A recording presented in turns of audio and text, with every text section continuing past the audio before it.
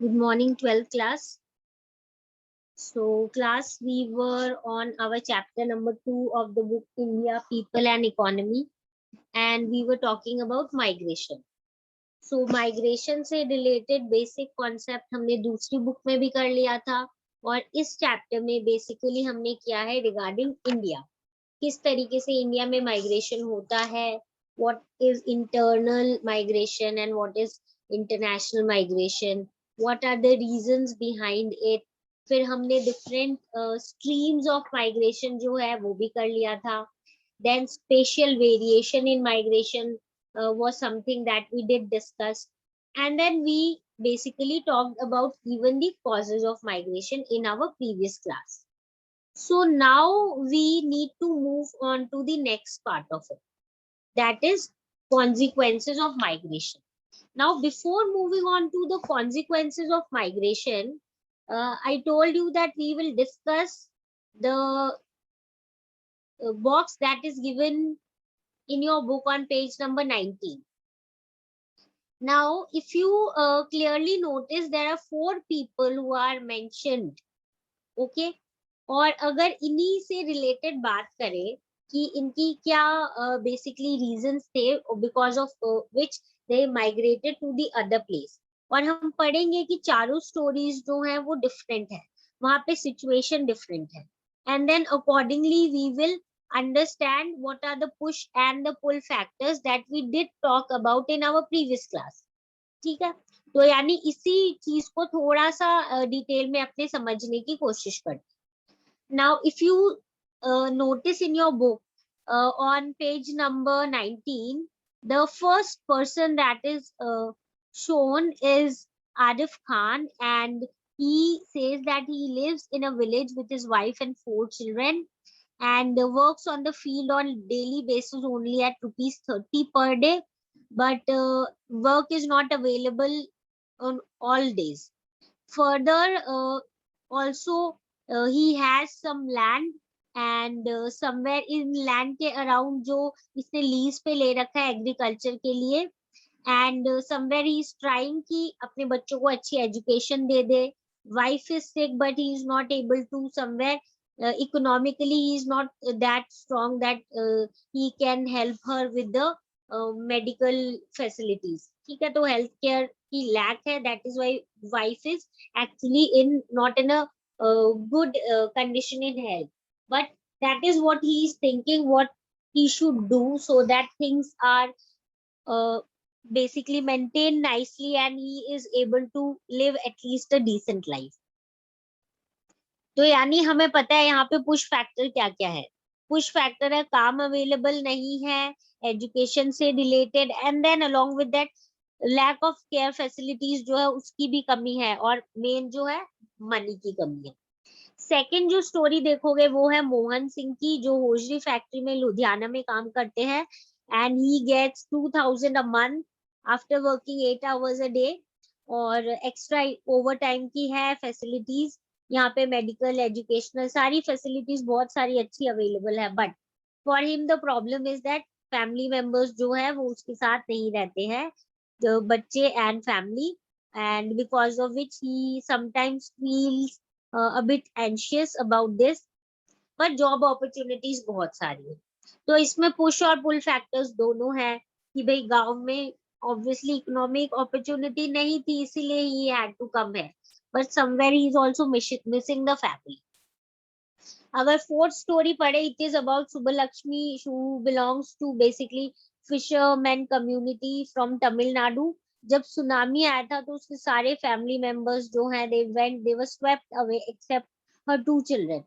So because everything was destroyed, she is now living in Chennai, in slum of Chennai, and working as domestic servant, and her children go to school and also help her with some other works. So she says that I miss my place but I will never go back. Why?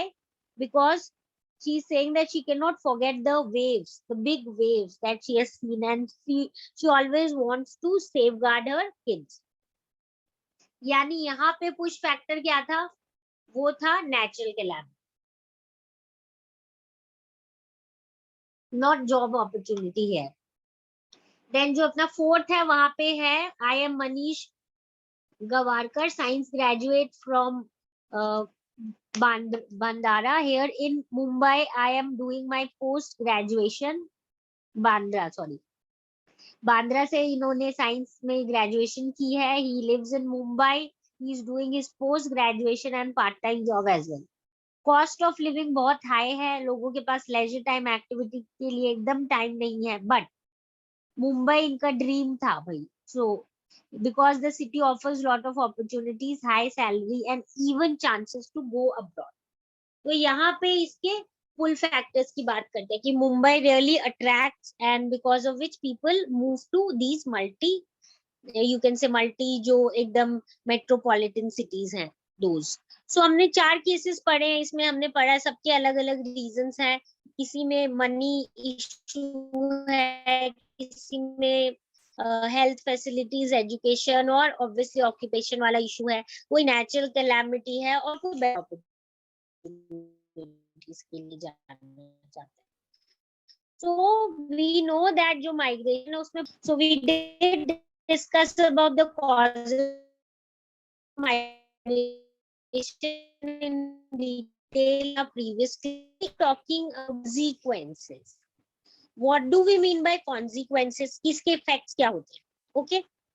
तो अगर हम देखें, migration basically is response to the uneven distribution of opportunities over space. Simple सी चीज है, अगर equal distribution होता opportunities का तो लोग अपनी जगह से दूसरी जगह जाते ही नहीं. Why is there a kind of push factor? The push factor is because there is uneven distribution of opportunities, जिसको ढूंढने के लिए लोग अपने एरिया से दूसरे एरिया की तरफ माइग्रेट होते हैं. So people move from place of low opportunity and low safety to the place to higher opportunity and better safe place. इसीलिए इसके बेनिफिट होते हैं बट प्रॉब्लम्स भी होते हैं. जिस एरिया में आते हैं ठीक है, वहां लेबर फोर्स आ रहा है, बट प्रॉब्लम ये है कि ओवर क्राउड आते हैं.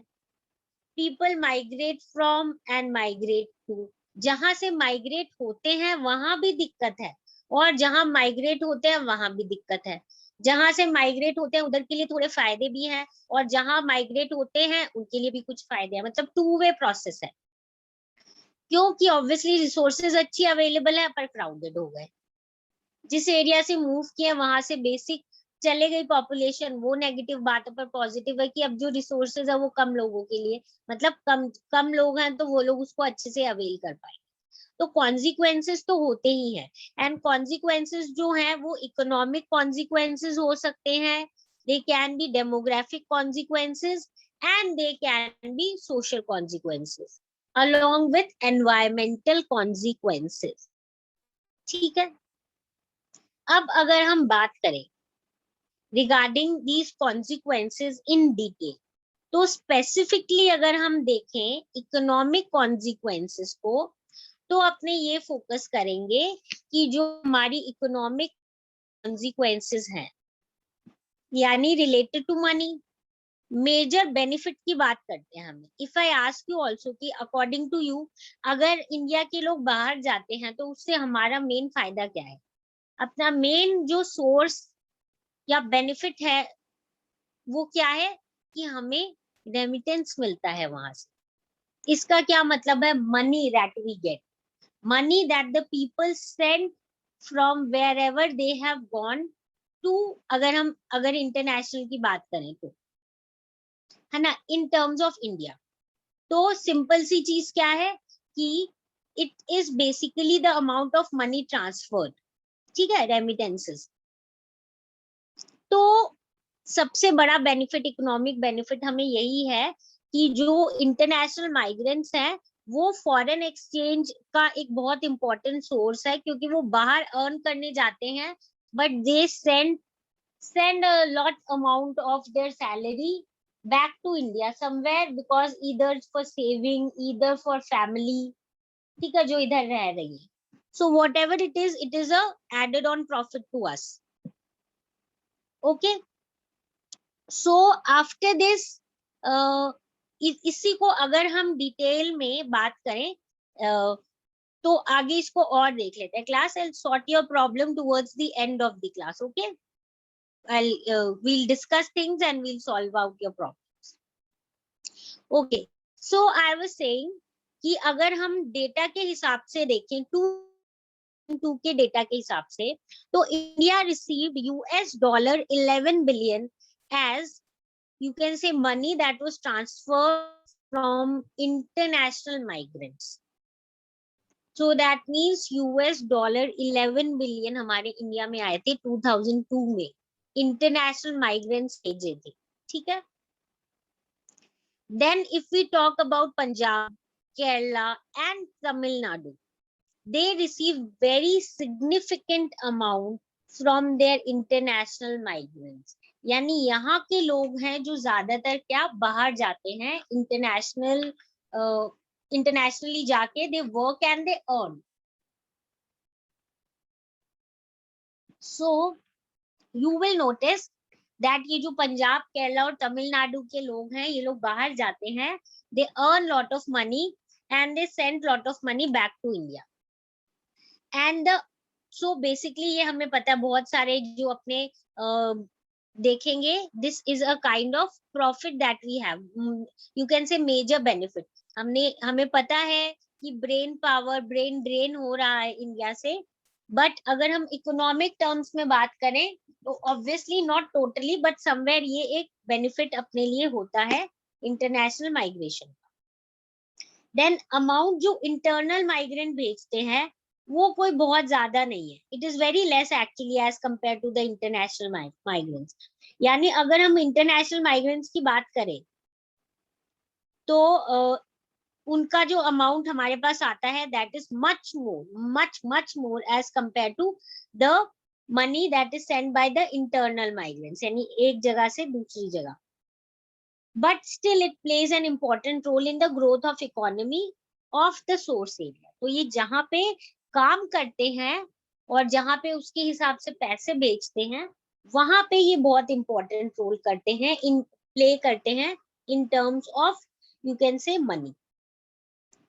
नाउ ये जो हमारे रेमिटेंसेस हैं are mainly used for food repayment, for either for food या फिर repayment of debts, treatment, marriages, children education, agricultural inputs, construction of houses etcetera.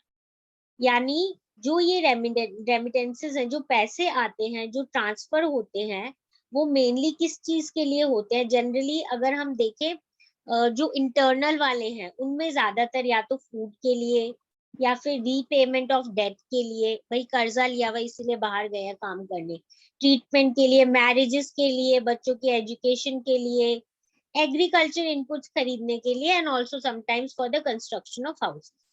So for thousands of poor villages of Bihar, Uttar Pradesh, Odisha, Andhra Pradesh, Himachal Pradesh, etc., remittance work as life blood for their economy. यानी कि जो poor villages हैं कुछ कुछ अपनी states के, जैसे कि बिहार, यूपी, उड़ीसा, आंध्र प्रदेश, हिमाचल प्रदेश, यहाँ पे ये जो मनी आता है ना, दिस इज रियली इम्पोर्टेंट उधर की इकोनॉमी के लिए, क्योंकि उधर तो लगभग सब कुछ इनके ये जो बाहर काम करने जाते हैं और भेजते हैं उनके पैसे के हिसाब से.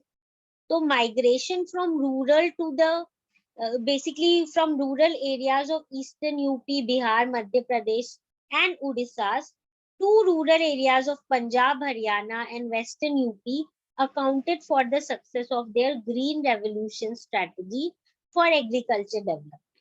यानी जो हमारी एग्रीकल्चर डेवलपमेंट हुई है, जो ग्रीन रेवोल्यूशन हुआ है, उसमें बहुत इंपॉर्टेंट रोल किसका है? जो माइग्रेशन किया था रूरल एरिया से ईस्टर्न यूपी, बिहार, मध्य प्रदेश और उड़ीसा वालों का, जो मूव किए थे कहाँ पे? पंजाब, हरियाणा और वेस्टर्न यूपी में. और फिर ग्रीन रेवोल्यूशन उन्होंने वहां पे प्रैक्टिस किया था, जिसके कारण जो एग्रीकल्चर है उसकी बहुत डेवलपमेंट हुई. Besides this, जो unregulated migration है to the metropolitan cities of India has caused overcrowding. But ये है कि जो migration है जनरली अपने जो cities वगैरह में है, यहाँ पे क्या हुआ है, इसके कारण ओवर क्राउडिंग हो गई. We know that most of the people are wanting to go to metropolitan cities, more developed cities. हमने डेटा के थ्रू भी पढ़ा है. तो जब ये लोग बार बार उसी जगह पे ज्यादा लोग आएंगे तो ऑब्वियसली क्या हो जाएगी, सिटीज ओवर क्राउडेड हो जाएंगी. ओवर क्राउडेड के साथ साथ और एक क्या प्रॉब्लम है, स्लम्स डेवलप होंगे, because they have come in search of work. They are not having that much of money that they can buy or live in very good kind of areas, even rent good houses. They generally go and dwell in slum areas. तो इसीलिए slums develop हो गए हैं जहां जहां जिस जिस state में इंडस्ट्रीज बहुत डेवलप्ड है, तो यहाँ पे काम ढूंढने आते हैं और वो लोग स्लम्स में रहने लग जाते हैं.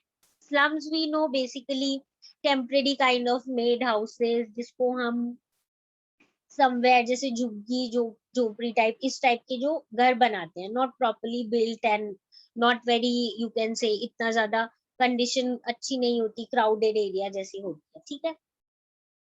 तो महाराष्ट्र, गुजरात, कर्नाटका, तमिलनाडु और दिल्ली, ये ऐसी एरियाज हैं जहां पे इस माइग्रेशन का क्या हुआ है, नेगेटिव कॉन्सिक्वेंस हुआ है, क्योंकि एकदम अनरेगुलेटेड है माइग्रेशन. अनरेगुलेटेड से क्या मतलब है हमारा, अनरेगुलेटेड से हमारा मतलब है कि टोटली कंट्रोल नहीं है, मतलब एक लिमिटेड लेवल में नहीं आ रहे हैं, ओवरफ्लो जैसे हो रहा है. तो ओवर क्राउडेड हो गया तो ऑब्वियसली स्पेस तो उतनी ही है, उसमें इतने ज्यादा लोग आके रह रहे हैं, और उसके बाद वो ऑब्वियसली स्लम एरिया जैसे डेवलप हो रहा है, तो ऑब्वियसली क्या होगा, it will lead to these kind of problems. ठीक है. अब ये तो हमारा इकोनॉमिक कॉन्सिक्वेंसेस हो गया. Let us also look at the demographic consequences. अगर हम डेमोग्राफिक कॉन्सिक्वेंसेस की बात करें तो डेमोग्राफी हमें पता है बेसिकली रिलेटेड टू पॉपुलेशन.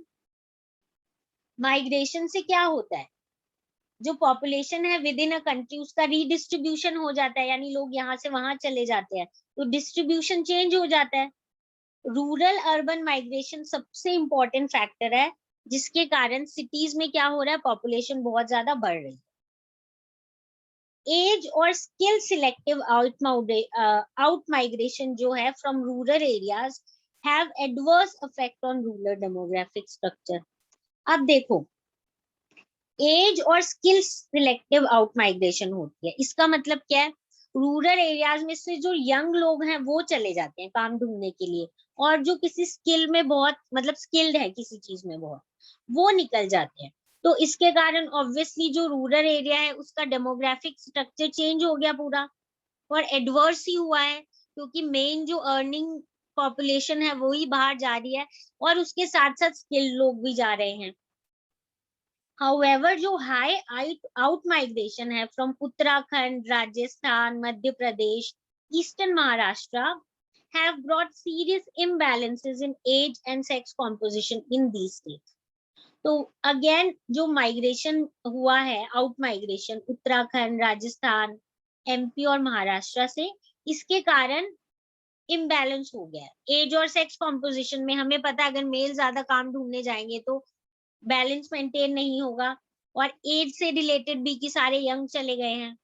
तो सिमिलरली ये जो इम्बैलेंस है इसके कारण, ये इम्बैलेंस उन एरिया पे भी तो क्रिएट हो गया जहां ये लोग गए हैं, वहां पे भी इम्बैलेंस हो गया बिटवीन मेल्स, बढ़ गए हैं बहुत, फीमेल्स कम हो गई हैं, एज भी यंग ज्यादा हो गए हैं बाकी कम हो गए हैं. सो इससे क्या है, कॉन्सिक्वेंसेस हो रहे हैं, demographic consequences on the area from where the migrants are moving to the area where they are moving in. So ये हमारे consequences है if we talk in terms of economic and demographic consequences. Okay, so class, this is it.